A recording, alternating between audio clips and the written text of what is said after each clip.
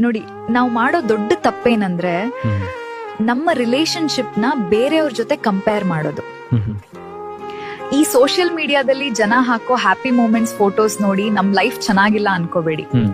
ಯಾಕಂದ್ರೆ ಕ್ಯಾಮ್ರಾ ಮುಂದೆ ನಗುವವರೆಲ್ಲ ಒಳಗೆ ಸುಖವಾಗಿರ್ತಾರೆ ಅಂತ ಹೇಳಕ್ಕಾಗಲ್ಲ. ಹಾಗೆ ಸೋಷಿಯಲ್ ಮೀಡಿಯಾದಲ್ಲಿ ಫೋಟೋ ಶೇರ್ ಮಾಡದೆ ಇರೋರೆಲ್ಲ ದುಃಖದಲ್ಲೇ ಇದ್ದಾರೆ ಅಂತಾನೂ ಅಲ್ಲ. ಪ್ರೀತಿ ಅನ್ನೋದು ಎಲ್ಲರಿಗೂ ಒಂದೇ ತರ ಇರಲ್ಲ. ಕೆಲವ್ರಿಗೆ ತಮ್ಮ ಭಾವನೆಗಳನ್ನ ಎಕ್ಸ್ಪ್ರೆಸ್ ಮಾಡಕ್ ಬರಲ್ಲ, ಆದ್ರೆ ಒಳಗಡೆ ನಮ್ ಬಗ್ಗೆ ಅತೀವವಾದ ಕಾಳಜಿ ಇರುತ್ತೆ.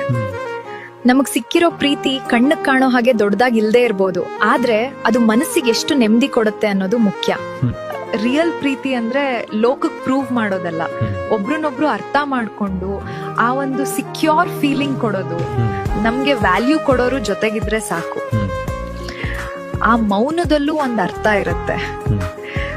ನಿಮ್ಮ ಸಂಬಂಧದ ಮೌಲ್ಯ ಗೊತ್ತಾಗೋಕೆ ಈ ಜಗತ್ತಿನ ಅಭಿಪ್ರಾಯ ಬೇಕಾಗಿಲ್ಲ, ಅದು ನಿಮಗೆ ಫೀಲ್ ಆದ್ರೆ ಅಷ್ಟೇ ಸಾಕು.